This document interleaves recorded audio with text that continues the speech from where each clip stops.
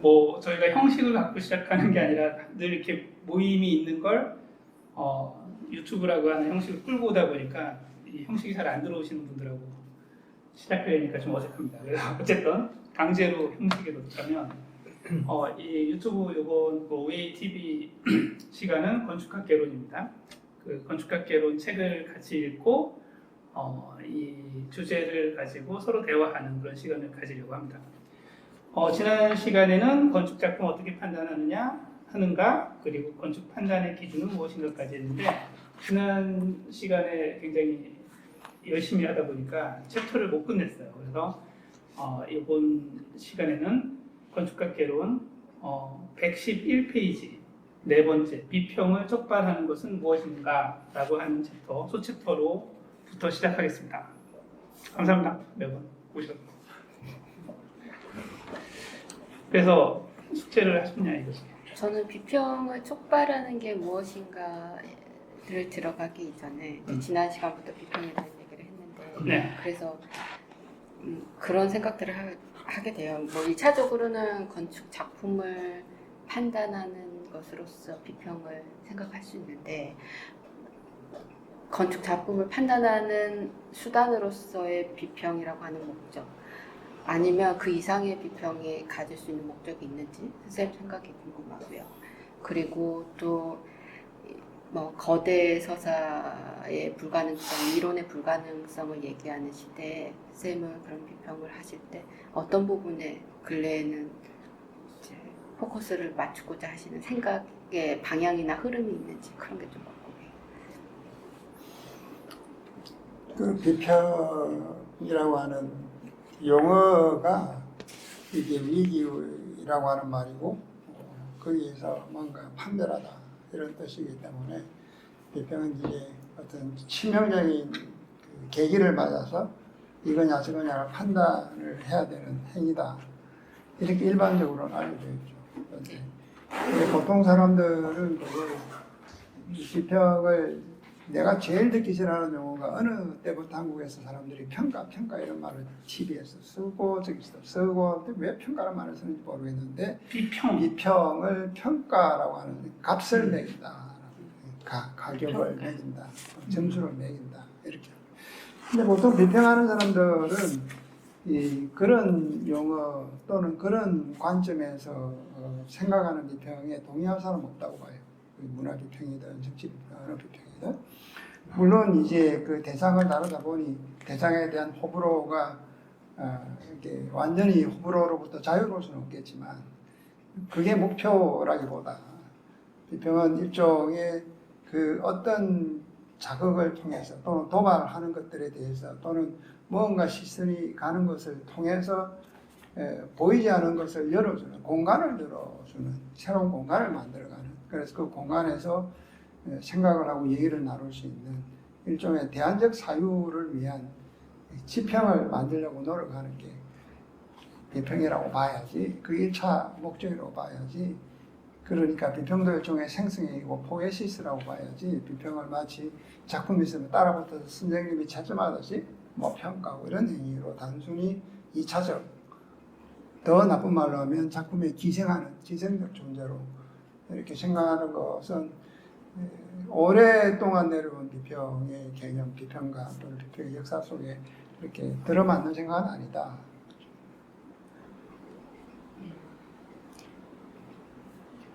그러므로 비평이 작품의 평가에만 머물러서는 안 되고 그 이상의 보이지 않는 사유의 지평을 열어주는 것으로서 나아가는 데 초점을 맞추고 계신다는 그러기도 한데 평가라고 했을 때도 어떤 작품을 그 총체적 그 틀에서 평가하기보다 비평이 그 자리를 매김하는 어떤 관점에서 어떤 틀에서 이것이 어디에 X축으로 많이 갔다 Y축으로 많이 갔다 혹은 X축에서 마이너스로 갔다 이렇게 하듯이 내가 제시하는 개념의 틀 안에서 이 작품은 어떻다 저렇다라고 얘기하는 것이지 그와 무관하게 이 작품을 총체적으로 이거는 A 플러스, 이거는 B, 이거는 C 이렇게 얘기하지는 않는다.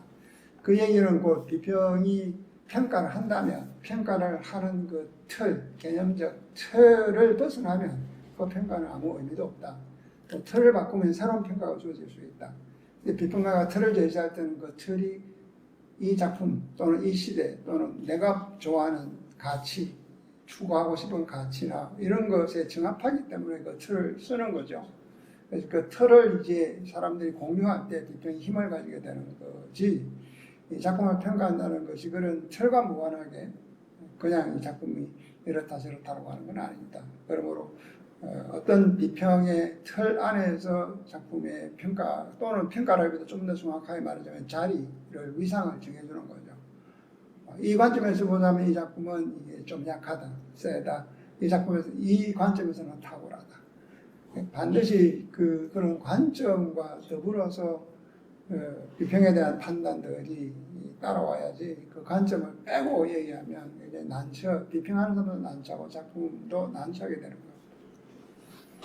그러니까 이제 비평가의 몫은 어떤 관점을 생성하고 또는 있는 관점을 부딪히게 만들고, 이 현장 속에서 생각하는 그 입장, 또 세계를 보는 눈, 또 접근하는 방식, 이것들에 대해서 끊임없이 혹은 다양하게 혹은 깊게 넓게 준비하지 않으면 어떤 것들을 비평할 대상이 출현했을 때 뻔한 얘기밖에 할 수가 없게 되고, 그렇다면 이제 결국 평가를 하지 않느냐, 이런 혹평을 듣게 되는 거죠. 사람마다 다르겠지만 그럼 곧 어디서 또는 어떻게 말을 하느냐, 1차적으로는 사람마다 다르겠지만 이제 단계성이 중요하죠. 우리의 삶 속에서 우리의 누락된 어떤 것들, 염려내는 것들, 이런 것들이 하나의 관점이라는 이름으로 들어오고, 그 관점을 통해서 현실과 대질하거나 현실하게 맞서거나 세계 속에서 이렇게 균열을 내거나 세계를 균열내거나 해서 어떤 주어진 세계 안에 갇혀있는 것들을 좀 풀어보려고 노력하는 거니까. 책을 조금 읽으면 할까요? 약간 준비할 시간을 드리면서 읽는 동안에 질문하셔도 좋겠고. 시작부터 할게요. 111페이지 내 비평을 촉발하는 것은 무엇인가? 지금 말씀하신 내용들이 오늘 주제하고도 겹치니까 순서대로 해도 좋을 것 같아요. 판단하고자 하는 자는 판단의 심급으로 작용하는 기준 혹은 틀이 여럿이니 필연적으로 선택의 문제에 직면한다. 간단히 묻자. 중간중간 빼면서 읽을게요. 진선미 가운데 어떤 게 가장 가치 있을까? 넌 진리되냐? 아름답냐? 윤리적이냐? 뭘 갖다가 최고의 신급으로 생각해야 되는가? 이 질문을 자문하고, 그랬을 때 여기 이제 선생님 글에 우리 건축 사회는 많은 구성원들에 대해서 아름다움에 집착을 오랫동안 해왔기 때문에 최근이 그렇다는 건가 같은데, 미학보다는 윤리를이라고 하는 걸 주창하는 이슈를 들으셨어요. 그래서 그러면 이제 서로 진선미는 역사를 오랫동안 두고 싸워서 뭐가 제일 최고냐 이런 거밖에 안 되는 순환 논리가 빠질 것 같은데, 그거에 대한 비판적 시선을 쓰신 것 같아요. 그러면서 그 다음에 얘기가 나오지만 필자 이종건은 필자의 비평지 문제들 2024에서 미학과 윤리의 불가분성에 대해서 밝혔으니 이 문제는 재론을 피한다 이랬어요. 그래서 이 진선미에 대한 얘기를 간단하게 혹은 서두에 이어가기 위해서 이 첫 번째로 든 윤리에 대한 얘기를 하는 것 같아요. 이 책에는 안 써 있으니까 문제들에 언급하신 미학과 윤리의 불가분성, 이거에 대해서 기억나실까요? 잠깐 책갈피처럼 싹. 기억나는 것이라기보다 당연히 기억나는 것이라기보다 필요하면 사람들이 찾아서 읽으라고 이제. 그렇죠. 그래서 저는 여기서 이번 시간에 내어놓은 건데 자판기처럼 묻어서 뭐냐 이렇게 질문하면 이거다라고 얘기하기는 그렇게 간단한 대답은 아닌데, 그래서요. 역사적으로 윤리와 미학이 구분된 적이 없다, 이런 게 이제 대체적인 요지죠. 그 두 개가 완전히 분리됐다고 생각하는 것은 일종의 그 칸트 때문에 일어난 오해이기는 하지만, 그들이 온전히 서로 설 방법은 없어요. 칸트에게도 마찬가지지만 나중에 자세히 공부를 해보면 그래서 이제 칸트가 판단의 비판이라고 하는 것을 쓰게 된 거죠. 그렇듯이 이제 문제는 진이냐 선이냐 미도 있지만, 이제 미도 어떤 미냐 이런 등등이 많겠죠. 그래서 아름다움이라고 하는 책을 썼지만 굉장히 다양한 방식으로 존재하거나 개인마다 붙잡고자 하는 아름다움이 다를 수도 있는데 아름다움이라고 하는 뭐냐 시각적인 건축가들이 흔히 학교에서 배운 비례 그거를 따르면 아름답다. 따르지만 안 아름답다. 이렇게 하는 굉장히 오랫동안 묵은 고전적이고 고답적인 생각이 머물러 있죠. 예컨대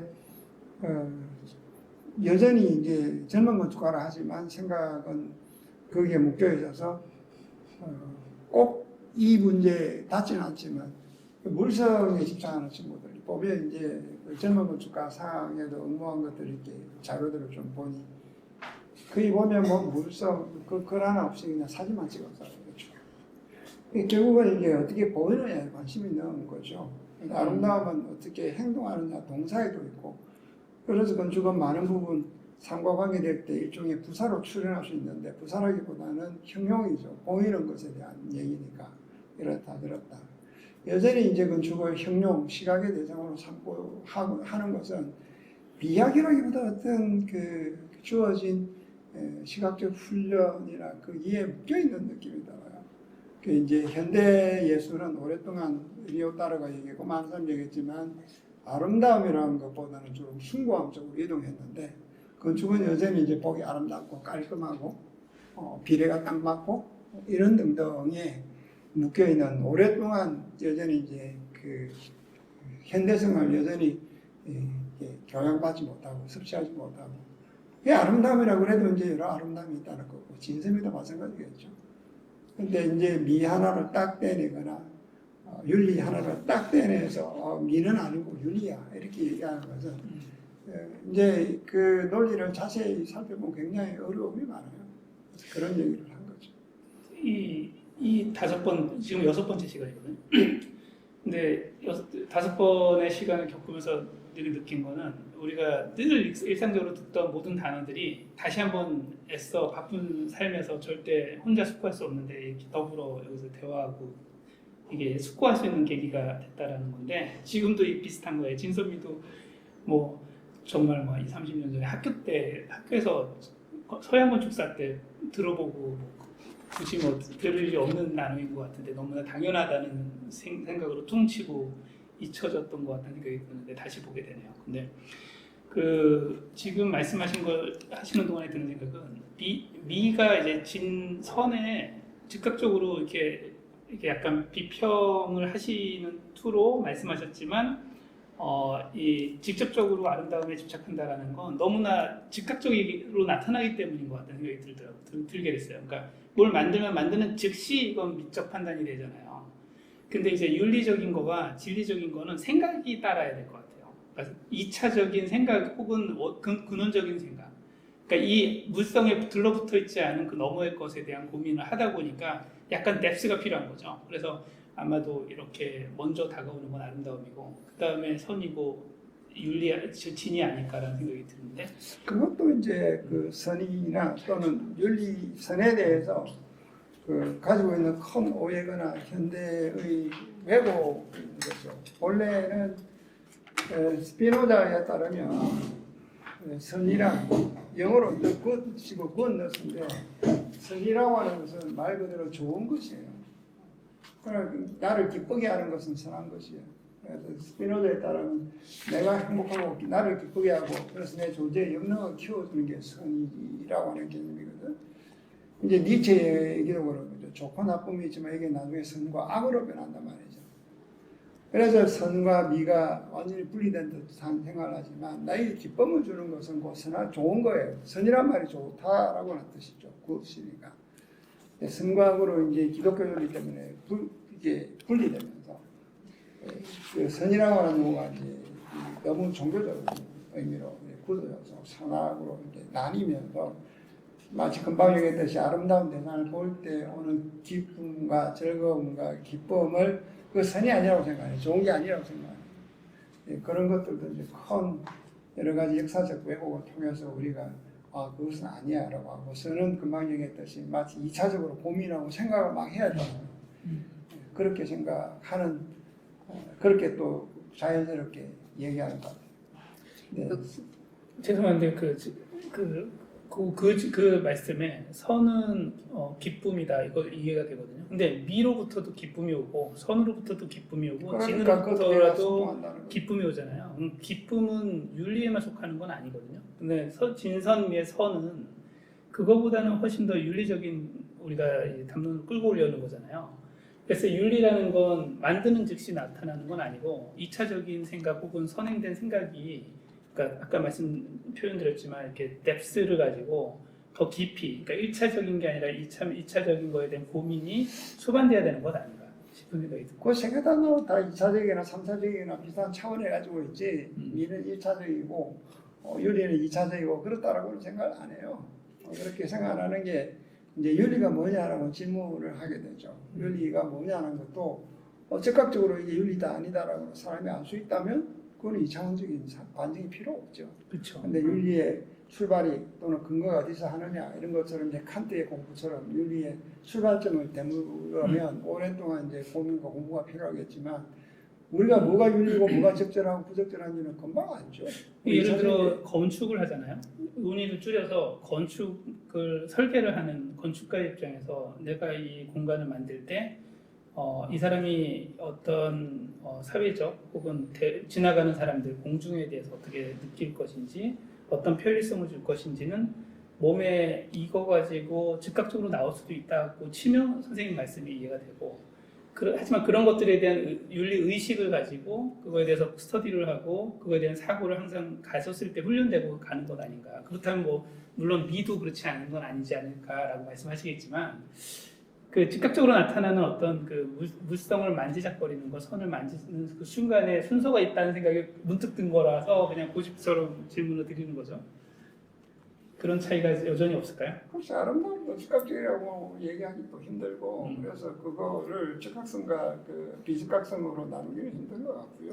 그렇게 보기는 또 그렇게 볼 수는 있겠지만 그렇지는 않을 것 같아요. 이렇게 생각하는 건 어떤가요? 미는 우리가 생각할 때 이게 미냐 선이냐를 따질 때 아니면 윤리냐 미학이냐를 따질 때 이 화살의 촉이 어디를 향하고 있는지를 생각해보면 미는 그 미 자체를 위해서 이렇게 공부를 하고 선은 그보다는 공동체 혹은 삶의 어떤 2차적인 개입에 대한 사고까지 가 닿는 경우라면 그걸 좀 구분해서 생각해 볼 수 있지 않느냐. 근데 그렇게는 쉽게 생각하지만 칸트는 그게 대해서 이게 말이 안 된다고 얘기하죠. 왜냐하면 아름다운 내가 아름답다고 하는 순간 나는 내만 아름다운 게 아니라고 너도 보면 아름다울 거야라고 하는 공동성이 존재되어 있다고 보기 때문에 어떤 것도 개별적 판단이 아닌 거고 지금 윤리와 도덕에 대한 구분은 지금 없이 얘기하지만 윤리도 우리가 당장 그냥 차 지나가는데 지나가면 안 돼. 이런 그 윤리는 즉각적으로 우리는 배워오거든. 어릴 때부터 부모로부터 훈육되어 나오고 이거는 뭐 반성을 통해서 윤리 아니냐라고 하는 것이 아니라 그냥 즉각적으로 그게 이제 에토스라고 하는 데서 나오는 거죠. 삶의 습성이고 이렇게 하면 되고 안 되고 하는 거는 그냥 잘 알게 되죠. 그것도 학문적 수준에서는 이게 더 윤리적인지 덜 윤리적인지 하겠지만 그건 이제 더 2차적으로 공부해야 될 과제죠. 예를 들어서 우리가 늘 얘기했지만 그러면 건물을 이렇게 배치할 때 저 앞에 있는 사람을 이렇게 배려해야 되죠. 근데 배려 안 하는 것이 이 사람 한 사람이 아니라 전체 더 큰 측면에서 윤리적일 수도 있는 거죠. 그렇죠. 그러니까 뭐 직접적으로 하나를 놓고 이렇게 했으니까 윤리적이고 아니다라고 얘기할 수 없을 만큼 윤리적인 게 그렇게 교과서적이지는 않아요. 근데 본능적으로 그런 것들은 금방 말한 것처럼 그냥 이게 즉각적으로 수행하게 돼 있어요. 수행하게 돼 있는데 나 몰랐어 이렇게 얘기할 수는 없죠. 그런 측면에서 윤리라고 하는 개념이 물론 너와 나의 관계라고 하는 복수에서 출발하지만 그게 없으면 윤리라는 개념이 필요 없죠. 나 혼자 사는데 무슨 윤리가 있어요. 윤리는 사회적 용어죠. 근데 아름다움도 역시 사회적이다라고 하는 거죠. 그런 측면에서는 사회적인 것을 기준으로 이거는 미고 윤리야 이렇게 나누기는 어렵죠. 개념적으로도. 그럼에도 불구하고 나인의 선생님이 봤던 그 시선은 재미있어서 보면 미는 나를 향한다 그러잖아요. 그죠? 그리고 선은 이타성을 갖고 있다는 게 눈에 들어오고 그럼 지는 뭘까라고 생각했을 때 그거는 자리적인 것도 아니고 이타적인 것도 아니고 그 너머에 존재하고 직면하는 그런 어떤 태도로 보면 그것도 참 재미난 해석일 것 같다는 생각이 들었어요. 그런데 역시 교훈은 진선미라고 하는 이 아주 익숙해서 낡아버린 혹은 그래서 오염돼 가지고 버려져 버린 것 같은 이런 아주 일상적인 진부한 단어에서 우리가 옛날을 기억하면서 또 재미나게 각각의 하이라키도 생각해보고 이렇게 받은 대화에서 근데 결국은 그 셋의 어떤 원래 있었던 혹은 분리불가분에 대한 그런 그 생각을 안 해봤는데 그 말씀이 정확하게 이해가 되는 것 같다는 생각이 듭니다. 그래도 우리 삶은 그 분리해서 생각할 수가 있죠. 예를 들면 내가 그거를 보고 내 영혼을 막 꾸미는 거랑 그냥 사람과 대하는 거랑 어떤 게 윤리적이냐면 사람과 대하는 관계에서 윤리가 이제 발생하는 거고 그냥 그거를 보고 꾸미는 것은 그냥 그 아름다움에 관계하는 거라 생각하죠. 근데 그거를 보고 꾸미는 것도 남에 대한 배려로 했다면 그것도 윤리적인 거죠. 그래서 이제 이게 어떤 것을 먼저 두느냐의 문제고 그와 상관없는 사람은 무조건 뭐 잘라야 되겠어라든지 그래서 이제 진선미를 그렇게 엄격하게 분리할 수 없지만 삶 속에서 분리되어서 생각해 볼 수 있고 그럴 때 정말 어떤 건물을 만들 때도 예쁘게 보려고 애를 쓰는데 그 예쁘게 보이는 것의 기원들이 목표가 다 과연 무엇인가라고 하는 거죠. 그래서 그게 쉽게 말해서 깔끔하게 만들어서 사람들 눈에 들어서 잘 팔리는 상품 만들겠다. 이거를 아름다움이라고 말할 수도 있고 이걸 윤리라고 말하기도 힘들고 뭐 그냥 사람들이 자기가 뭔가를 해서 살아가기 위한 생존의 하나의 방편이라고 정도로 얘기해야 되겠죠. 뭐 진리라는 말도 굉장히 어려운 말이죠. 하이데거는 진리라고 하는 것은 타른페라고 얘기했듯이 이제 웬만한 사람들은 다 알잖아요. 그게 진리지. 내가 하는 것과 현실 속에 있는 것이 일치될 때, 그거를 이제 코리스판던스 티오리라고 그러는데, 그럴 때 그것이 진리다, 맞다라고 하는 그건 말이 안 된다. 라고 이제 하이데거가 얘기했듯이, 적어도 철학을 좀 공부하다 보면 진리도 그렇게 만만한 존재가 아니고, 근데 뭔가가 없던 것들이 출현하는 현상 자체도 그게 레베나스는 윤리라고 얘기할 것이며, 혹은 뭐 칸트는 그것을 숭고함이라고 얘기할 것이며, 그래서 이 미와 그 성과 진이란 문제가 그게 간단하게 딱딱 잘라서 얘기는 할 수는 없어요.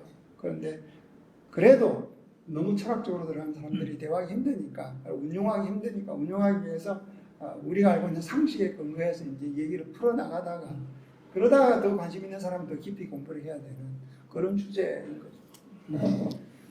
그래서 판단 행위를 다음으로 비평을 촉발하는 게 무엇인가 해서 이제 쭉 선생님 쓰신 내용을 보면 이제 진선미에 대한 얘기가 나오면서 판단 행위를 요청하는 것은 다시 말해서 판단의 욕구를 발생시키는 것은 강도다. 그래야 건축은 강도를 생산하는 술이고 페이지 113페이지 그런 말씀하셨어요. 그리고 판단을 요구하는 게 어떤 가치의 강도, 예컨대 아름다움이 아니라 아름다움의 강도다라는 말씀을 하시면서도 이제 깊이 있는 얘기들을 이제 해주셨는데 여기서 강도와 새로움을 어떻게 생각할 수 있을까라는 생각을 나 답할 수 있을 것 같아. 네, 답해 주세요. 강도라 그랬잖아. 네. 그러니까 인텐시티잖아요. 그럼 새로움의 강도가 있겠지. 맞죠? 예, 정답. 새로움의 강도지. 얼만큼 센 새로움이냐 이거지. 모든 것은 강도가 있고. 그렇죠. 모든 게 강도가 있고, 내가 이제 말을 하는데 강도가 있고, 내 오늘 기분의 우울함에 강도가 있는 것처럼 새로움의 강도가 있는 거죠. 저는 이제 새로움과 강도를 두고 봤을 때 어떤 게 필수 조건이고 어떤 게 충분 조건이냐 이런 이 부분을 좀 여쭤보고 싶은 것 같아요. 그러니까 새롭든 새롭지 않든 강도가 센 놈들은 우리를 건드리죠. 새롭지 않아도 그것이 강도가 바보 같은데도 이제 늘 이야기에서 하는 얘기는 이런 겁니다. 늘 보는 기둥이에요. 새로운 게 아무것도 없어요. 근데 그놈이 두 개가 있으면 이상해. 근데 여러 개가 있으면 더 이상해. 다 새롭지 않아. 근데 할아버지는 기둥에 두 개가 있거나 기둥 오다가 뭐 이상하게 방향을 바꾸면 이상하죠. 새로운 게 아닌데도. 그런 것처럼 흔한 것도 강도를 가질 수 있는 거고. 흔함의 강도가 이렇게 흔함도 흔함이 정말 이게 너무 흔해. 그렇죠. 흔함의 그것이 우리를 밀고 들어오면 그 흔함이 이제 어느 사람이 얘기했듯이 양이고 질이다라고 하는 얘기. 이게 많아져 버리면 차원의 이름이 벌어지는 거거든요. 그 흔함도 어느 상황이 되어버리면 흔함에서 흔하지 않은 흔함이 되는 거죠. 그런 것처럼 강도의 문제는 전적으로 다른 차원이다라고 얘기합니다. 저도 이 부분 똑같이 페이지까지 적어보면 나중에 오늘 시간이 아니라 개인적으로 갖고 싶어서 적어놨는데 그러다 보니까 사람들이 이제 약간 오바를 하죠.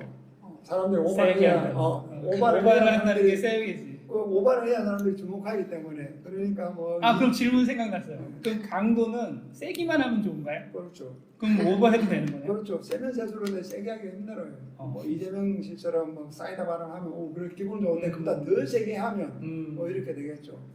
그런데 예컨대 이제 그런 거죠. 지난번에 이렇게 이제 커피를 마시다가 한 젊은 건축가가 자기는 꼼배를 한 10번에 다 떨어졌다. 근데 이번 꼼배는 무조건 자기가 1등 할 줄 알았대. 1등 할 줄 알았는데 안 돼도 2등은 할 줄 알았대. 그래서 자기가 이번에 되면 그 다음 말에 너무나 이제 도발적이에요. 세상에서 최고의 건축을 나는 만들 거라고 내 생각했대.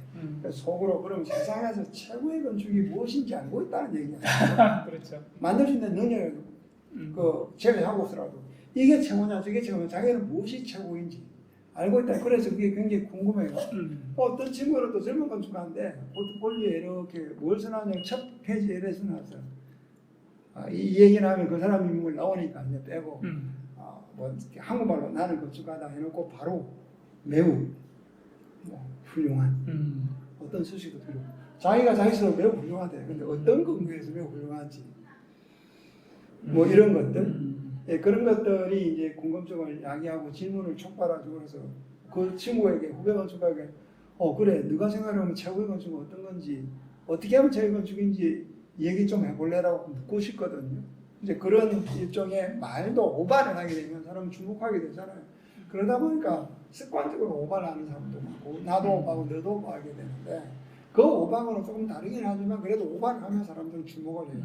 그 얘기는 뭐냐면 근본적으로 강도의 문제는 우리가 일상적으로 이게 감각하는 것들에 바운다리가 있는데 그 경계에서 이제 찰랑거리거나 경계를 넘어서면 하고 이제 주목을 하지 않을 수가 없죠. 선생님 지금 말씀이 이제 순차적인 거라서 이해가 되지만 강도가 세면 좋다가 오버해도 된다 이렇게 약간 좀 비윤리적으로 보여질 수도 있다는 우려가 하면서 그럼 그렇지 않은 답은 뭘까라고 동시에 생각을 했어요. 그러면서 강도가 세지만 짧게 한 방 하고 죽고 이런 거 안 되잖아요. 그러니까 지속이 또 중요할 것 같아요. 강도와 지속이 같이 갔을 때 가치가 있지 않을까 하는 생각이 갑자기 들었는데 강도만 세서는 안 될 것 같은 생각이에요. 지속 같이 붙어야 되는 거 아닌가요? 어쨌거나 강도가 세면 우리에게 마음에 남아있어요. 커피도 진한 커피 마시면 마시고 나면 계속 남아있어요.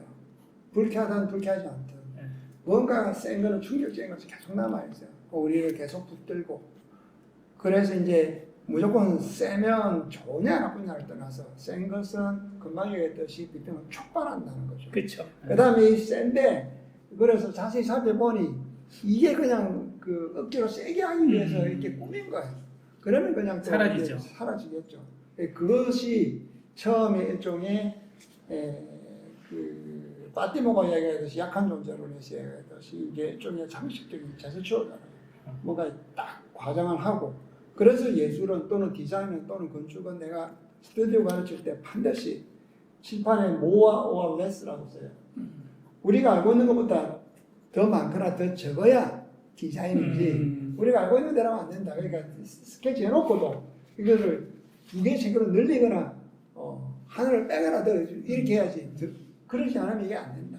그게 이제 인간의 인식에 와닿지 않는다. 그런 의미에서 이제 마티모는 그거를 장식이라고 불러요. 장식은 우리를 주목하게 하는 거죠. 근데 주목하게 했는데 별거 아니에요. 주목해보니까. 주목하게 하면서 그것이 더 큰 것으로 손가락질을 해줄 때 비로소 존재가 열리고 그게 우리에게 이제 뭔가를 말을 걸기 시작한다라고 하는 얘기죠. 그래서 이제 뭐 여러 내 텍토닉 책에도 얘기가 아마 거기 쏟아와 있을 텐데 우리를 이게 그 몰입하게 만들고 그리고서 그 이제 어떤 대상에 몰입했을 때 그의 2차적인 것들이 준비되지 않으면 안 된다는 거죠. 그 2차적인 것들에 대해서 얘기하는 거 어떤 사람은 그게 시적인 것이라 그러고 뭐 등등 얘기를 많이 하죠. 제가 한 6개월 동안 거의 매일 와인을 먹고 있잖아요. 제가 와인을 먹으면 이게 피니시가 있대요. 그래서 이제 지속 시간이 굉장히 중요해요. 그러니까 처음에 와 하고 이렇게 감탄을 다 해요. 웬만한 거에 대해서. 왜냐하면 애써 만든 것들이니까 싸든 비싸든. 근데 중요한 게 얘가 5초 가느냐, 1초 가느냐 이게 갑자기 확 느꼈던 그 구조감이 갑자기 싹 사라진다는 거죠.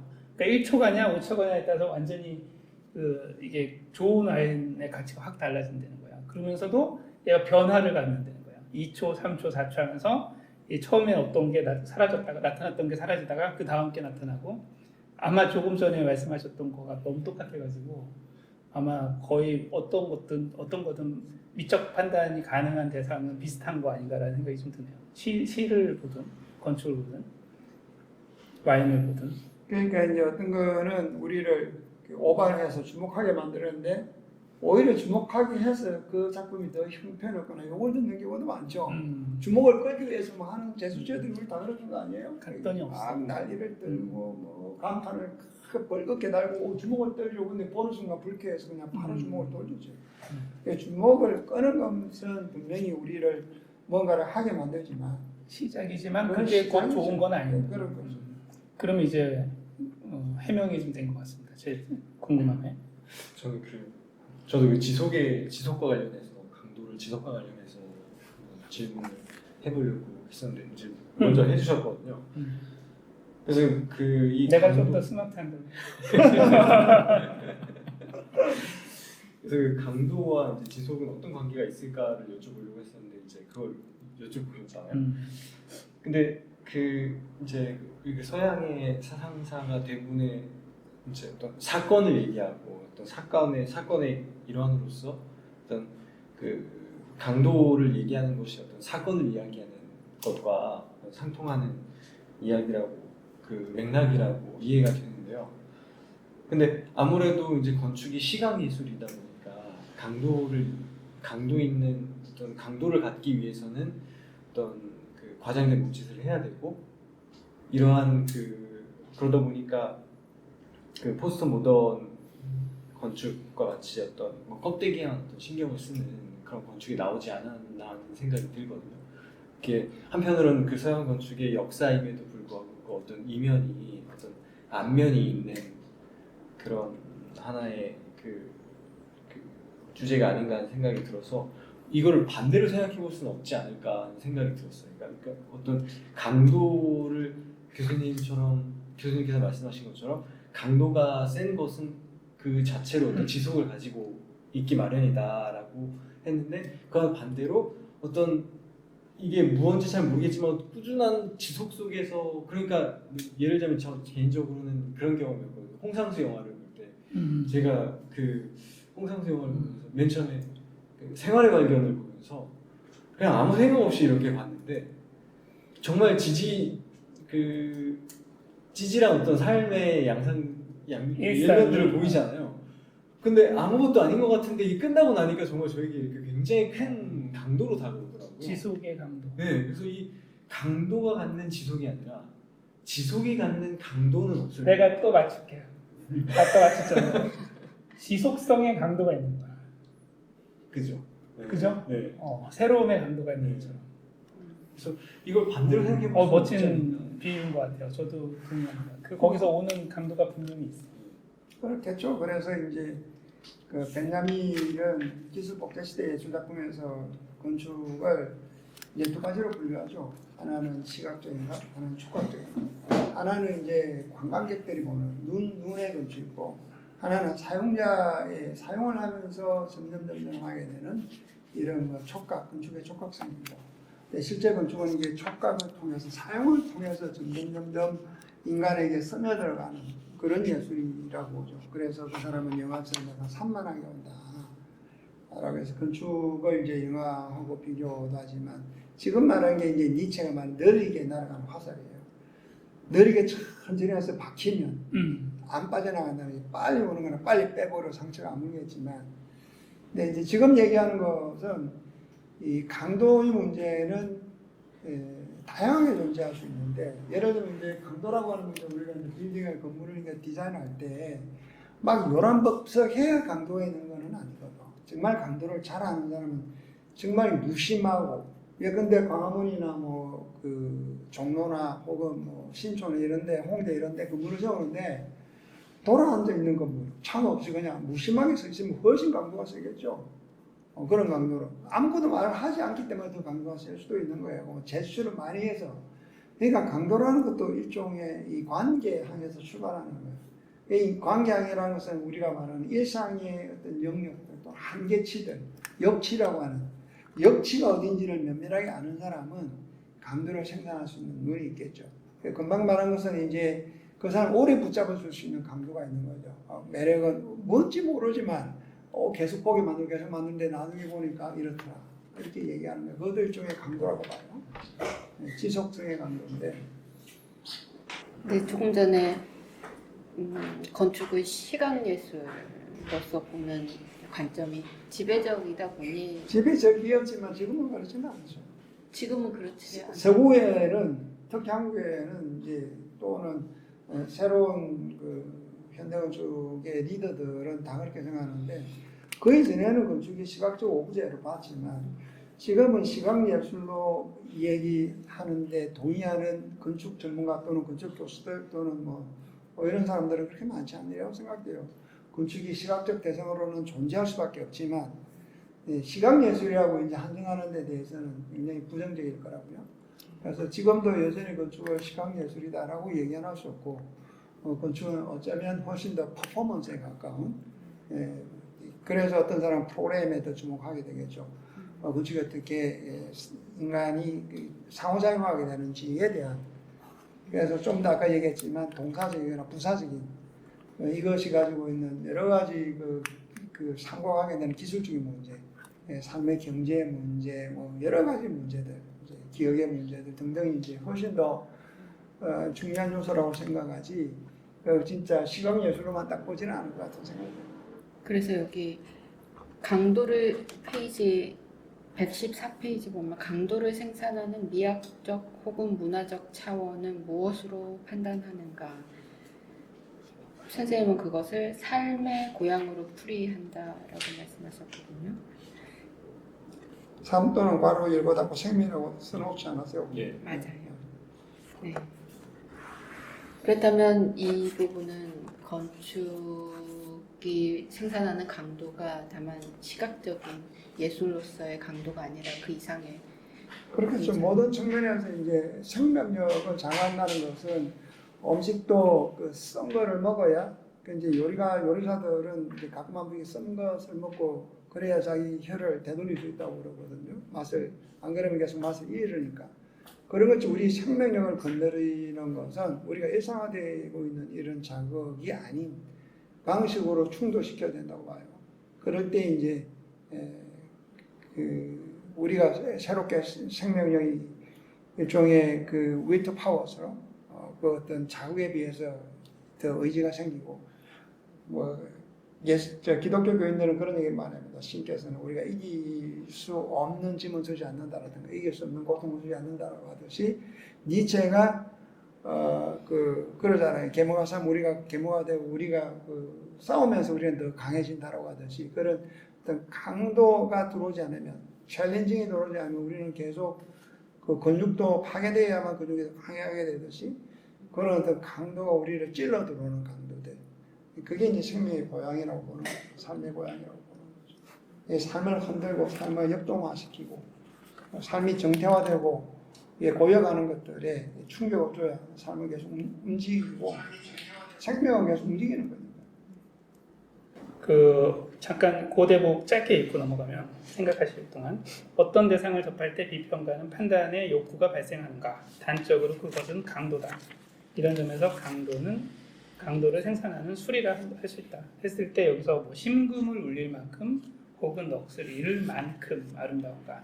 뭐 얼마만큼이라는 이 수사가 눈에 들어왔고, 단단함, 무거움, 경쾌함, 가벼움의 정도는 얼마나 강한가. 얼마나 강한가. 당당함, 영유함, 투명함, 숨김, 친밀함, 비밀스러움, 무심함 등은 어느 정도 예사롭지 않은가.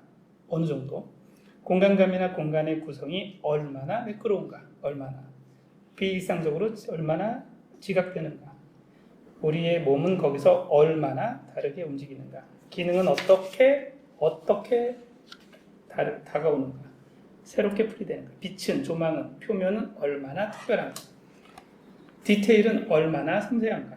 혹은 얼마나 다른가. 안과 밖은 얼마나 극단적으로 단절되거나 연속되는가.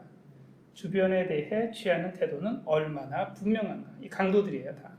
인텐시티, 얼마나 우리의 인식과 감각을 세게 건드리느냐. 그리하여 우리에게 말을 걸어와서 우리가 그것에 응답하도록 요청하는지, 우리의 감각과 생각에 파고들어 그때까지 머물렀던 시간과 공간으로 벗어나 이제 아까 말씀드렸던 탈은폐시키느냐. 뭐 이런 말씀인 것 같아요. 여기 잘 정리가 되어 있으니 책을 칸트의 용어로 치면 이제 칸트는 어떤 심리적 대상이 나타났을 때 우리는 칸트에게는 이제 세 번째가 판단적 비판이잖아요. 판단력에 대한 비판을 어떤 판단이 있느냐면 규정적 판단이 있고 반상적 판단이 있다는 거예요. 이 규정적 판단은 내가 아는 개념 안에 대상을 쑥 넣어서 그냥 위치시켜 버리면 대상은 그냥 이해돼 버리고 그냥 끝난다는 거지. 근데 아름다움은 내가 아는 이 개념 안에 딱 집어 넣어도 잘 안 맞아. 이게 계속 그러면 어떤 개념인지를 이제 탐색하게 만드는 거기서 아름다움이 나온다라고 보는 거죠. 그런 것처럼 이 대상과 내가 이제 대상이 나의 수하에 들어와서 내 마음대로 할 수 있으면 이제 그 강도가 없는 거예요. 근데 나 뭔가 이게 견주고 이게 마치 인격적인 것으로 이러면 이거 같은데 적은 것 같고 이렇게 되면 이게 이제 아름다움이라고 보고 칸트의 말로 이것이 대상이 또는 칸트뿐만이 아니라 오랫동안 소크라테스 이후에 서구에서 그 아름다움이나 또는 그 버크 이후에 나온 그 문제는 대상이 우리부터 지배할 때가 있어요. 우리가 도대체 이게 어떨지 모르겠다. 이럴 때를 이제 서블라임이라고 부르는 거죠.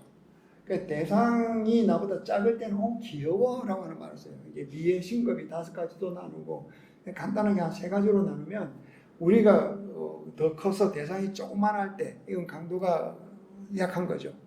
근데 우리가 대상이 견주어야 할 때를 주로 이제 아름답다고 하듯이 그 이제 강도가 드디어 아름다움이 이제 출현하기 시작하고 그 우리가 작아지는 그 앞에서 대상이 뭔가 강도가 너무 세. 내가 소화할 수가 없어.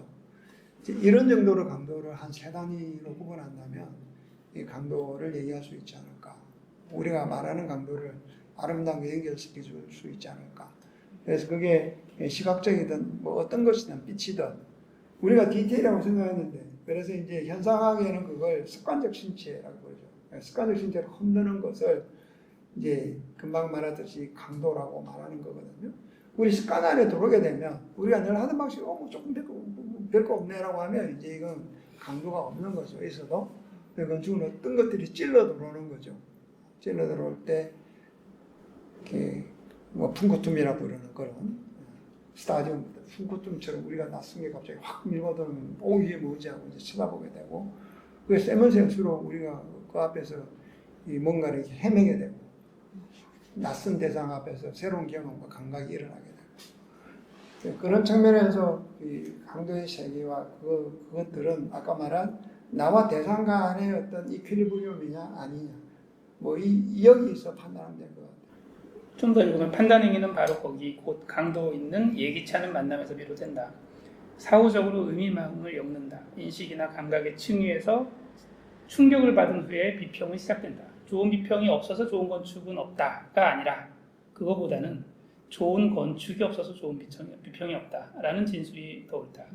그러니까 이제 건축과 비평, 건축 작품과 비평, 건축가와 비평가에 대한 이제 논의로 뒤로 계속 이어지거든요.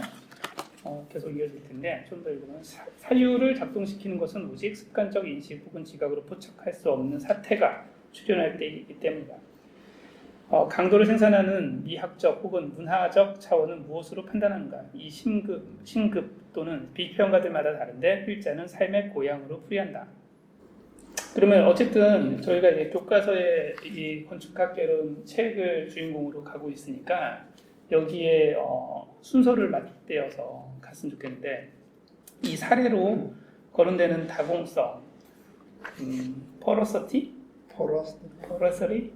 하는 이 다공성, 그러니까 막 건물을 이렇게 오프닝을 많이 하고 뭔가 이렇게 시스루하게 하고 뭔가 관통시키고 이런 걸 얘기할 것 같은데 이 미학적 특질로 동원되는 다공성은 건축가 바버의 작업, 앙바르 집에서 보여준다고 했어요. 이 그림만 이렇게 설명 있고 이 설명은 없더라고요. 저는 따로 들은 바가 있지만 이게 어떤 지금 말씀하신 삶의 고향이라고 하는 거랑 연결될까요? 그거는 단적으로 우리가 살아왔던 습속에 대한 교란이죠. 습속의 교란이죠. 그러니까 이제 남자의 시선에 여자가 이제 종속화, 대상화되어야 되는데 거기서는 남자가 대상이 되거나 또는 이제 위계를 헛들이는 그 시각적 그 시각장이 열린단 말이에요. 이게 중동이죠. 그렇죠. 그래서 이제 여자는 항상 히잡을 써야 그렇죠. 되고 남자의 어떤 대상화가 되고 그걸 이제 남자들이 여자를 보는 위치에 항상 있었는데 이걸 거꾸로 해서 여자들의 공간에서 남자들이 노는 공간을 은밀히 보게 되는 그걸 구조화된 거. 아돌프 로스에도 꼭만 나오죠. 여자의 방이 그 위에서 내려다보고 하는 이런 것들이 이제 그 굉장히 뭔가 익명의 시선이 안 보고 있어도 저기 있는지 없는지 모르기 때문에 제3의 시선이 그 전체 공간에 이게 물들어 있으면 일상적인 게 흔들거리는 거죠. 근데 이 경우에 뭐 기회가 되면 여기 화면을 이 건물에 대한 내용을 띄워드릴 텐데 이 건축가 그 피터 바버는 이 공간을 의도적으로 그렇죠. 개인의 건축가의 의도로서 만들었는데 이 클라이언트는 그걸 모르고 받은 걸 거 아니에요. 그 내용도 혹시 아실까요? 글쎄요, 그렇지는 않은 것 같고요.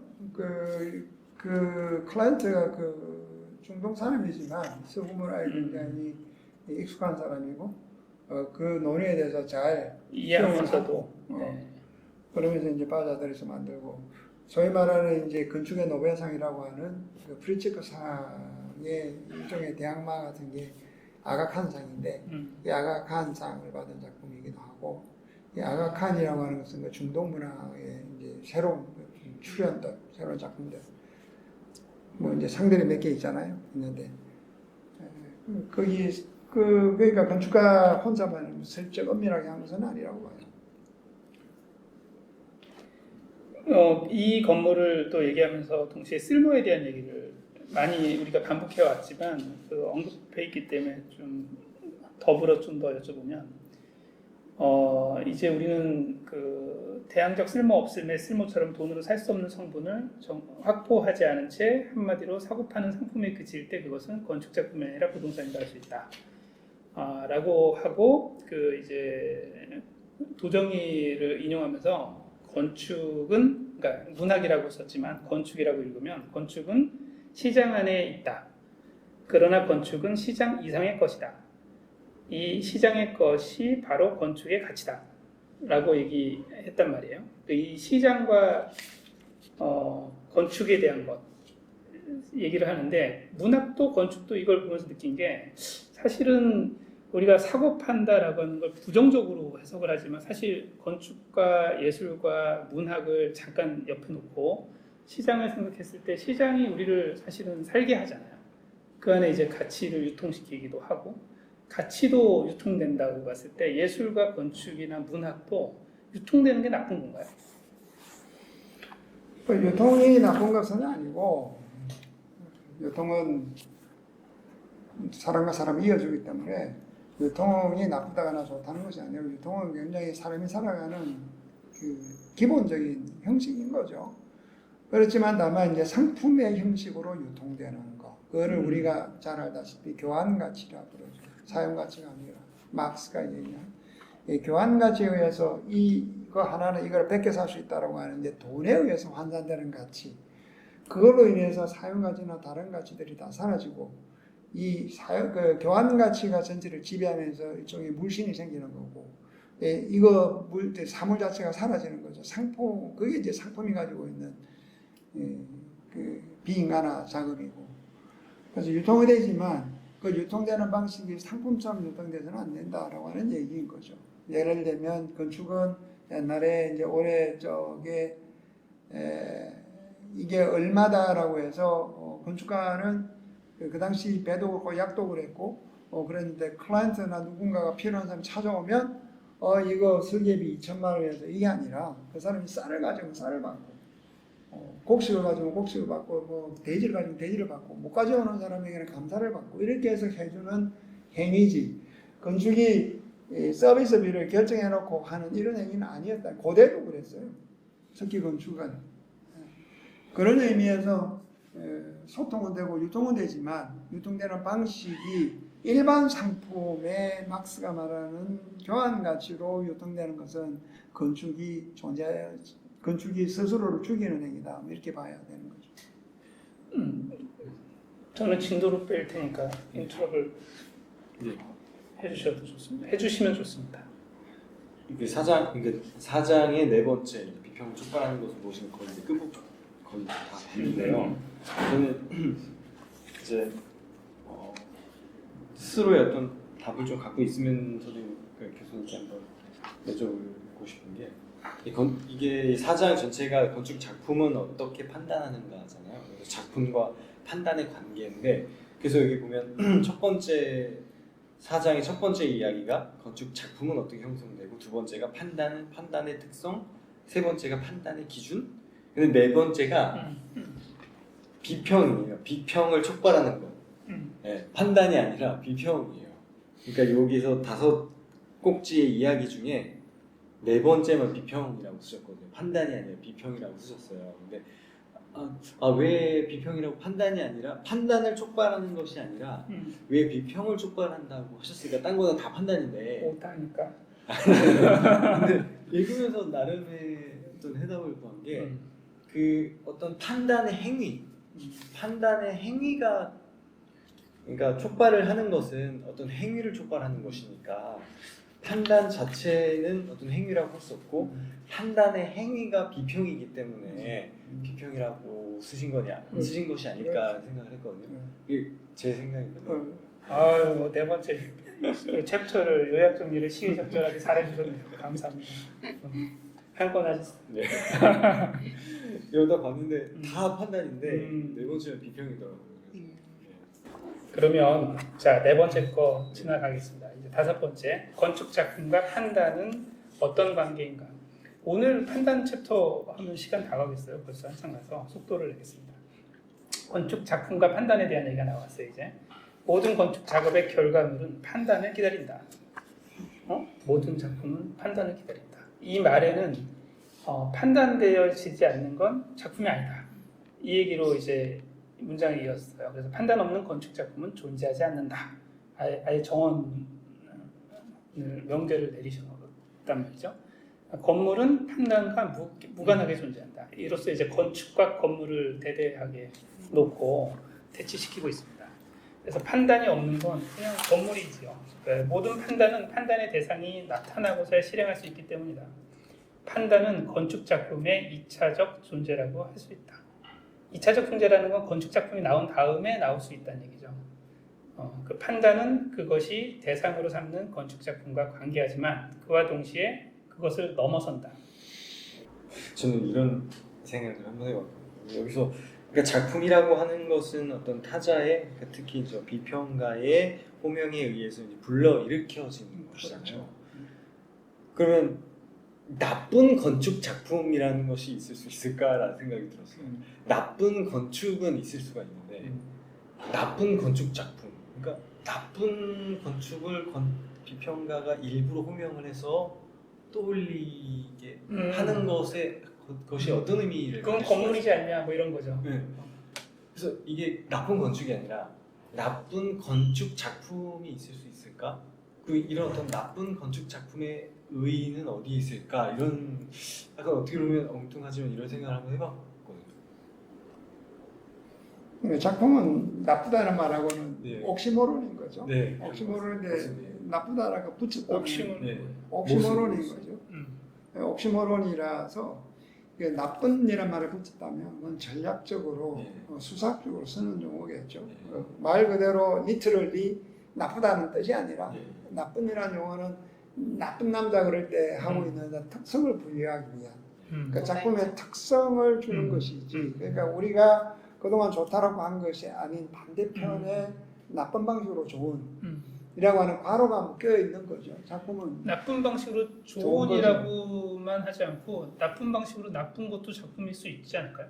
그럼 작품이라는 용어가 이제 안 통하는 아 거죠. 그게 질문인데 저는 이제 질문하면서 저도 이제 항상 옆에서 혼자만의 답을 찾자면 저는 약간 다른 답인데 그러니까 작품 판단은 공중에 드러내서 판단을 기다리잖아요. 그럼 다 좋아야 된다는 거야 지금 문한서 선생의 얘기는.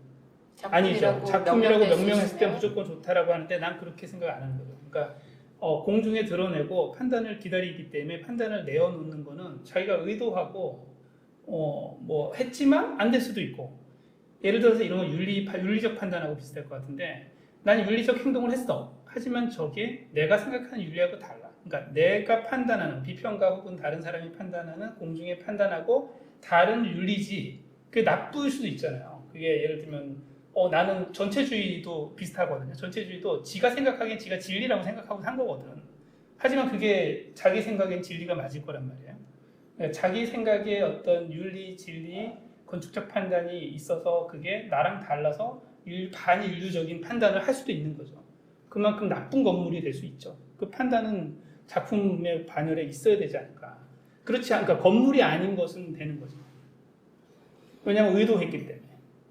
그리고 공중에 판단을 기다렸기 때문에 하지 않을까. 저도 이 질문하면서 우리가 지금 계속 공부해 왔던 것이 판단의 기준이 이렇게 다양하고 한데 이거를 이제 이런 질문을 만들면서도 거기다 나쁜이라는 단어를 형용사를 붙이는 것이 옳지 않다는 게 합당치 않다는 생각을 하면서도 한번 해봤던 건데 이제 교수님께서 해주셨던 답이 맞다라는 생각이. 내가 한 답은 틀려요. 저도 그러니까 저는 이제 이렇게 어떤 판단, 그러니까 건축 작품이라고 하는 것에 건축 작품이라고 한다고 하는 건축 작품이라고 하는 것에 작품이라고 하는 것이 좋은 것이다라고 하는 어떤 선입견을 제가 갖고 있다라고 말씀하셨잖아요. 근데 저도 그건 아니었는데. 그러니까 어떤 문제의식이나 어떤 질문을 만들다 보니까 그 나쁜이라는 형용사 들어간 거예요. 근데 우리가 이제 이 사장을 보면서 판단의 기준이 이렇게 다르고 그 판단의 틀을 벗어나면 그것이 그 비평이 갖고 있는 의미가 소멸될 수도 있다라는 것을 배웠는데도 불구하고 제가 이제 거기다 나쁜이라고 이름을 붙인다는 것에 대해서 제 스스로 이제 그 질문에 대한 모순이 좀 있었다고 생각은 하면서도 저는 굉장히 생각하게 해주는 질문 같은데요. 행위에 대한 생각을 할 수가 있을 텐데 그렇다면 전적으로 어떤 건물 혹은 건축을 나쁘다라고 선언할 수 있는 그런 근거가 있을까요? 저는 그게 어디에서 잘못됐냐면 선생님이 말씀하신 것처럼 나랑 그리고 아직 제가 아까 얘기한 것처럼 판단인 내가 비평가야. 내가 건축 이종호 선생님만큼 많이 알아. 그러면은 내가 판단을 내리잖아요. 근데 이거는 나쁜 건물이야라고 하는 건 윤리적 행위의 판단을 내린 거잖아요. 그건 판단이 잘못된 것 같아요. 저는 그 판단이 나쁘다는 수식어는 이상한 거죠. 이건 이러이러한 거다라고 이렇게 제가 자기 판단의 기준을 근거를 내는 게 맞는 거지. 그게 우리가 이 사회에 통용되지 않고 이 사회는 도움이 안 되고 이거는 어떠한 것 때문에 윤리적 판단을 이렇게 내린다라고 해야지 이건 나쁘다라고 하는 건 말을 안 하겠다는 거죠. 내가 싫다라는 거와 다를 게 하나도 없는 판단하지 않는 거에 용어기 때문에 나쁘다는 수식은 안 맞는 것 같긴 해요. 선생님 어떠세요? 네, 그러니까 좋다 나쁘다라고 하는 것은 이제 캐노니컬 비평이라고 해서 규범적, 기준적 비판이죠. 교과서적 비판이라고 부르는 거죠. 근데 처음에 얘기했듯이 비판이나 비평은 그는 캐노니컬한 저지먼트가 이밸류에이션이 목표가 아니고 그것을 통해서 공간을 여는 거라서 이것은 나쁜 방법으로 우리를 새로운 기회를 생각하게 한다. 나쁘다고 하는 것은 이미 좋다고 하는 공동체에 의해서 이게 주는 일종의 심판이기 때문에 그 공동체 전체와 대결할 때는 나쁠 수밖에 없는 거죠. 그러니까 헌법은 대통령도 마찬가지지만 대통령이라고 하는 존재는 반드시 헌법을 넘어설 수 있는 예외적 존재라야 되거든요. 그러니까 헌법 안에 같이 있으면 헌법을 못 고치잖아요. 근데 헌법 바깥으로 나갈 수 있는 것들이 반드시 존재해야 하듯이 어떤 것들은 반드시 나쁜 것이 있어야만 이 좋은 것이 다시 시험에 이게 노출되는 거죠. 그런 방식으로 나쁜 방식으로 좋은 거죠. 그러니까 나쁘다는 하는 의미를 쓰는 건 아까 말했지만 그 수학적으로 쓰는 거지 실제로는 컨셉적에서 더 좋은 거죠. 그렇게 봐야 되는 거지. 예를 들면 그 좋은 약을 입에 쓰다라고 똑같은 거예요. 입에 쓴 게 나쁘지. 달달해야 좋은 건데 그 쓰기 때문에 좋은 거다라고 얘기한다는 게 좀 옥시모론이지만 그 사실인 거죠. 굳이 이제 얘기를 하자면 그 공간을 열어주지 않는 작품은 나쁜 작품이다. 그런 거죠. 그런 거죠. 이렇게. 나쁜 작품이야 이러면은 비평이 강도는 있을 것 같아요. 나쁜 작품이네. 진짜 강도가 있나? 그렇게 접근을 해야 될 것 같습니다. 그런 비평들은 기분이 나쁘진 않을 것 같은데 나쁜 작품이. 이제 그런 경우가 굉장히 많죠. 이제 그 건축사에서는 굉장히 하다잖아요. AT&T 타워, 필립 존슨이 만든 거. 그 얼마 전에 쓰레기야. 코로나 때문에 죽은 그 양반은 뭐 쓰레기라고 욕을 했죠. 그 사람의 그 유리집도 마찬가지고 욕을 얼마나 들었죠. 이 사람은 끊임없이 그러니까 이제 필립 존슨은 또 그래 맞아. 나는 창녀야 이렇게 자기 스스로가 I'm whore 이렇게 했거든. 대중적으로 난 나쁜 년이야 이렇게. 그것도 이제 문화가 이제 소통하는 하나의 방식이고 이게 나쁘다라고 하는 것들이 주장되고 나쁘다라는 걸 이게 받아들이면서 문화로 돌아가는 거죠. 근데 그 가운데 그래 어떤 사람들은 이 편을 들기도 하고 저 편을 들기도 하는 거죠. 나쁘다라고 하는 것은 마치 신이 떡 잘라서 이놈을 죽여 이러지는 않는 거지. 이미 작품 안에 들어왔다라고 하는 것은 좋은 거죠. 그 안에서 그렇죠. 그게 그 안에서 이런 동의하는 견지로, 부분이죠. 저런 견지로 얘기하는 거죠. 그러니까 그런 의미에서 건물에서 대별되는 건 틀림없다. 네. 나쁘고 좋고 간의 판단 안에 들어오면 계속 읽겠습니다. 판단은 그것이 대상으로 삼는 117페이지입니다. 그것이 대상으로 삼는 건축 작품과 관계하지만 그와 동시에 그것을 넘어선다. 다음 패러그래프. 건축 작품은 판단을 거치기 전까지 사물에 불과하고 판단은 건축 작품과 관계되기까지 관념에 불과하다. 그러면서 이제 자꾸 작품과 비평, 판단을 왔다 갔다 계속하십니다.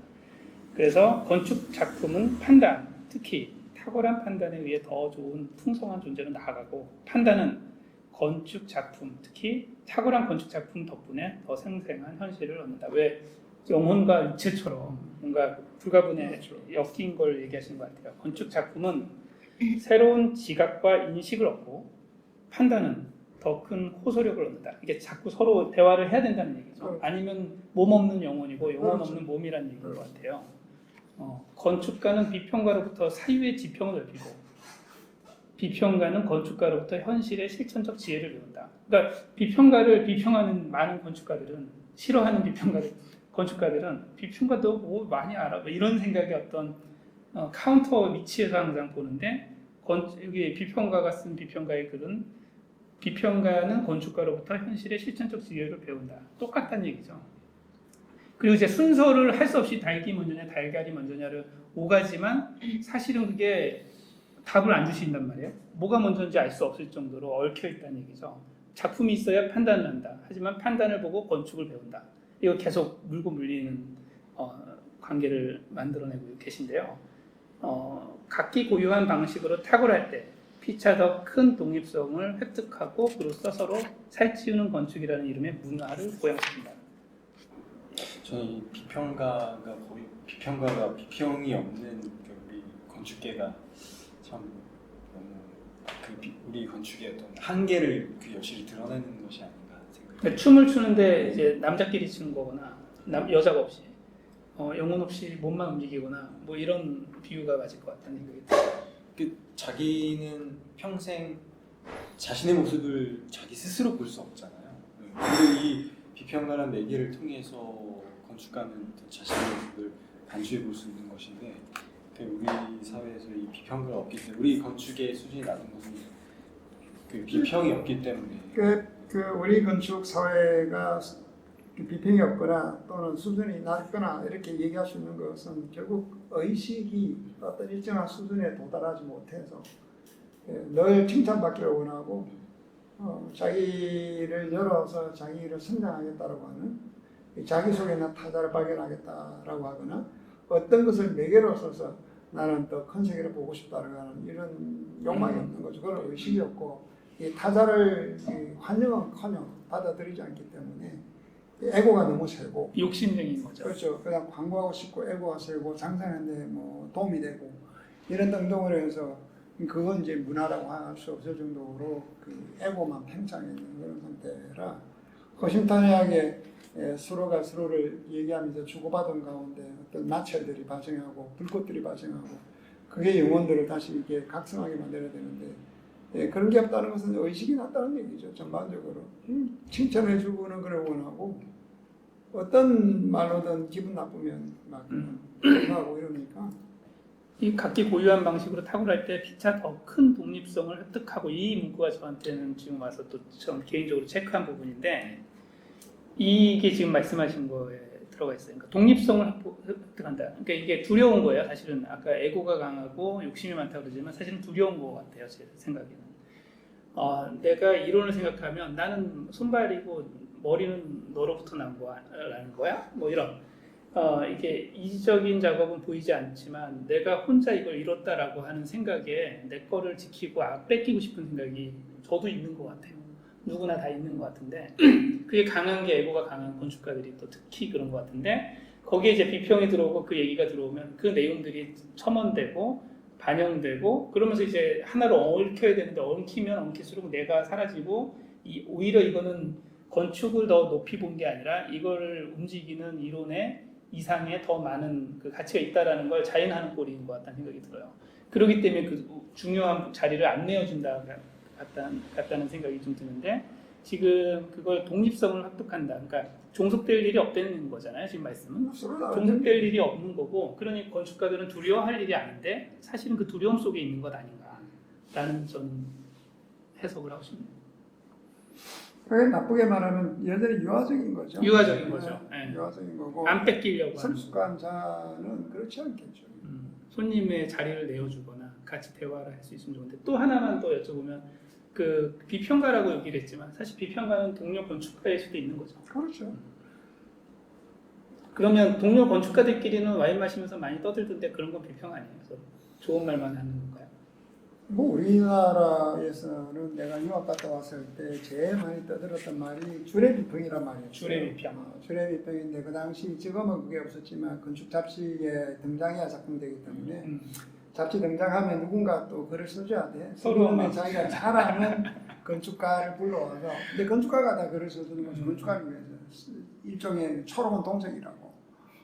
근데 이제 비평가 나타나서 이제 쓴말을 하거나 이해하지 못하는 말들을 쓰면 이건 뭐야 이렇게 되는 거예요. 그래서 여전히 우리는 그런 습속들이 그런 나쁜 습관들이 계속 남아서 뭐 건축가가 훌륭한 비평할 수도 있어요. 근데 그렇기보다는 주로 에고를 이렇게 돕는데 에고를 강화하는데 도와주는데 필요한 것들로 이게 방편으로 쓰는 거니까.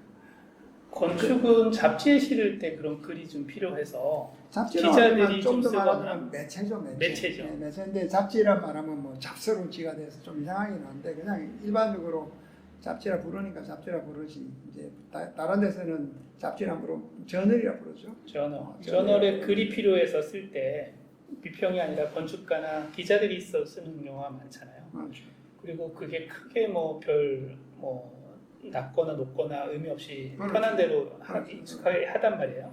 근데 미술 쪽 보면 비평가들 글을 꼭 받아서 전시를 하거나 그거에 따라서 비용도 많이 주더라고요. 좀 좋은 비평가들한테. 근데 그것도 요식행위로 저는 많이 알고 있거든요. 그것도 주례 비평 쪽이 많은가? 혹시 미술계 쪽? 아니 그건 아니고 이제 하나의 문화가 만들어졌고 미술은 예를 들어서 우리나라 이제 건축 사진 찍는 사람들은 자기들이 작가가 돼서 사진 찍는데 돈 뭐 2, 300만 원 받죠. 근데 비평가에게 2, 300만 원을 주나요? 수십 년간 공부해서 비평가를 써도 2, 300만 원 안 주죠. 근데 당장 우리나라가 아니라 서양에 나가면 글 한 편에 무조건 2, 3천 불 준단 말이죠. 2, 3천 유로. 이제 거기는 비평이 왜 중요하고 비평가가 왜 중요한지가 문화적으로 이미 공유되어 있고 우리는 그게 아니기 때문에 아까 말했듯이 건축 사진 작가들은 이미 이제 자기들이 길들을 통해서 뭐를 통해서 몫을 만든 거지. 근데 우리나라는 비평가들도 없고 열세다 보니 몫을 못 만들었고 인정도 안 하고 등등 이렇게 됐죠. 비평가가 이제 쓸 수 있는 또는 그들에게 도움을 줄 수 있는 200만, 300만 원 줘서 도움이 되는 것들 해주지도 못하고 이렇게 안 되는 거죠. 이런 저런 뭐 이유가 있지만 결국 이제 문화의 성숙이라고 봐요. 문화의 성숙도라고 생각하는데. 그 제가 페이지가 넘어가면 끼어들으세요. 준비하신 게 있으시면 계속 읽겠습니다. 그 실무가는 손을 더 쓰고 이론가는 머리를 더 쓰는 존재다. 실무는 단 한 사람의 개인으로는 거의 불가능한 반면 이론은 오롯이 혼자 해야 하는 작업이다. 요 대목에서 뭐 약간 좀 갸우뚱한 것 중에 하나가 실무는 다른 사람의 개인으로 거의 불가능하면 근데 사실 설계라는 거는 그러니까 이렇게 집을 짓고 하는 거는 혼자 못하지만 설계는 둘이 하기 어렵거든요. 그 부분이 조금 약간 갸우뚱했던 부분인 것 같아요. 그래서 실무라고 했을 때 그 실무는 설계라면 그것도 혼자 하는 것이라고 할 수 있지 않을까 하는 생각이 좀 들었어요. 실무와 디자인은 좀 다르죠. 그런 거죠. 네, 디자인이라면 우리가 얘기하는 거 이제 건축가와 이론가를 대대하고 있다면 건축가를 놓고 봤을 텐데 그랬을 때 그 부분은 조금 갸우뚱했습니다. 다음 페이지 119페이지 보면 그러므로 건축 작업과 판단은 모두 좋은 건축이 무엇인지 묻는 것 안에서 이루어진다고 할 수 있겠다. 묻는 것 안에서가 뜻하는 것은 건축의 이념을 먼저 찾아내어 판단이나 작업을 수행한다기보다는 그것을 묻게 하는 사태 속에 머문다는 것이다. 그러니까 이게 그 뒤에 화이트헤드 얘기도 좀 나오더라고요. 이게 거기랑 또 묻는 것 같은데 이제 과정의 어떤 그 중요한 것. 그러니까 우리가 어떤 그 에임을 두고 도달하는 것이 아니라 그 어떤 것을 향하는 태도나 그 과정에 묻는 행위, 머무는 것, 혹은 그 중간에 어떤 지점 이런 얘기로 와닿아서 저는 그 끝없이 묻는 것, 그러니까 끝에 답이 없잖아요. 예를 들면 천국이 있다, 뭐 이데아가 있다, 뭐 어떤 종국을 향해서 달려가던 인류는 이제 멈췄잖아요. 그랬을 때 이런 것이 그 좋은 판단에 대한 묻는 것이 중요하다라는 얘기인 걸로 이해가 됩니다. 그래서 선생님이 말씀하시는 게 비평가의 작업은 적어도 다음의 셋을 포함해야 된다. 그 질문을 묻게 하는 사태 속에서 그럼 이제 어떤 사태를 어떻게 볼 것인가라고 하는 것도 이제 무엇을 포함하는가의 문제이기 때문에 첫째가 시대성의 해명, 재구성, 태성의 과제, 그러니까 시대성에 대한 생각, 인식이 있어야 된다는 말씀이시고 두 번째가 지금 여기에 건축 영능의 한계를 검토해야 한다는 것이고 세 번째가 지금 여기 우리 사회에 얽힌 문제들을 살피는 과제다 라고 말씀하셨어요. 이게 마지막 부분인데 조금 전에도 말씀하셨듯이 비평이 다만 건축 작품 각각에 머무는 것이 아니라 그것을 통해서 시대성을 읽고 지금 여기 건축 작업의 건축 영능의 한계를 보고 또 그걸 통해서 이제 우리 사회에 얽힌 문제들을 봐야 된다라고 하는 즉 사회적인 작업으로서 개입해야 한다라고 하는 부분을 명확하게 말씀하신 것 같아요. 상식적으로 네. 뭔가를 이거 작품이다라고 할 때는 그 사람만을 위해서가 아니라 이 작품이 우리에게 이롭기 때문이고 우리 공동이 그 소중해야 될 대상으로 작품이라고 부르는 것이지 그 사회 없이 이 작품이다라고 할 수는 없잖아요. 그거하고 나는 똑같은 맥락이라고 봐요. 저는 요즘 젊은 건축가들이 문제의식 없이 만드는 데만 집중하고 있는 그런 세태에 대한 하나의 해답으로서 분명 교수님께서 이제 비평가의 작업이 셋을 포함해야 된다고 하셨지만 역으로 보면 건축가가 그렇게 예, 건축가가 반드시 그렇죠. 예, 갖고 있어야 할 문제의식 세 가지의 그렇죠. 문제의식이 그렇죠. 그를 통해서 지난번 저희 집에 대한 질문도 그랬는데 그 질문을 비평가 뭐 물론 건축가를 포함한 비평가가 던지더라도 그 질문을 통해서 그런 문제 의식을 갖게 만드는 게 하나의 비평의 과제이지 않을까라는 생각도 들면서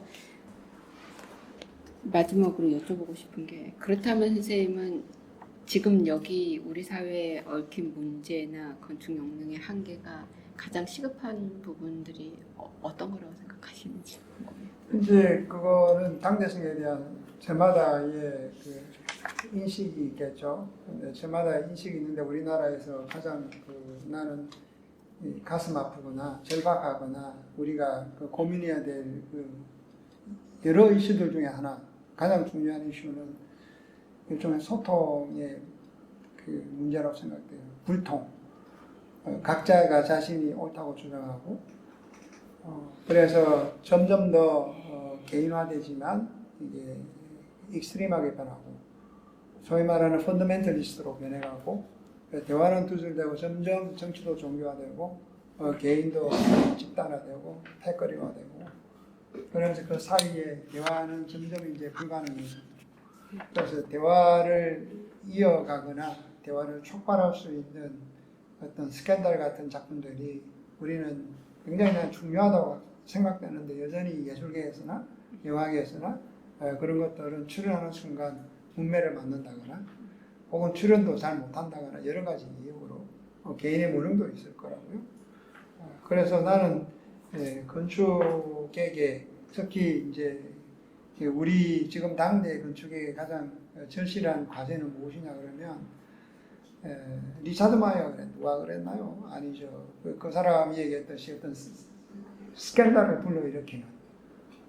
그래서 사람들이 몰두하게 만들고 대화하게 만들고 격렬하게 논쟁하게 만들고 정말 따져보게 만드는 그런 작품의 출연이 필요한데 우리는 다 고만고만하게 해서 팔아먹기 쉬운 건축을 해나가고 그러다 보니 이 건축 자체가 점점 더 왜소해지거나 마침내는 이제 존재가 소멸돼서 그런 지경에까지 가지 않겠냐 하는 걱정이 좀 많이 들어요. 그 말고도 중요한 과제들이 많겠지만 당장은 건축이 왜 인간에게 중요한지 또는 지금 이 시점에 지금 무엇인지에 관한 이 얘기를 촉발할 수 있는 어떤 것들 이게 지금 필요하다고 나는 봐요. 그러니까 이게 묻는 게 비평이다라고 했지만 사실은 묻게 만드는 행위가 계속 있었으면 좋겠고 작품이니까 좀 작품을 좀 많이 만들어. 그렇죠. 건물 만들지 말고.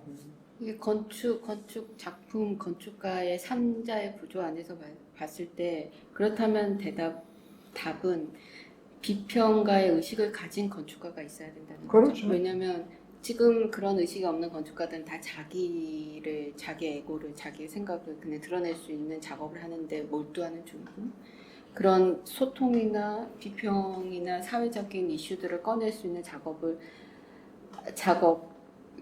할 수 있는 건축가라면 비평가의 의식이 있는 건축가가 많이 출연하는 것밖에 없지 않을까라는. 그럼 해당 용어로 말하자면 건축업자죠. 내가 만들어서 팔아먹고 나와 너와의 관계 시장 구조 안에 들어있는 건축업자고 건축가는 또는 작가라고 하는 자는 모름지기 세계를 이제 고민해야 되고 세계에 개입해야 되고 개입하지 않는 방식으로 개입하더라도 어떤 방식으로든 세계를 파악하고 세계에 뭔가를 해야 되는 사람인데 그런 입장에서는 이제 사회적 행위, 사회적 차원을 어떻게 고민을 안 할 수가 없는 거예요.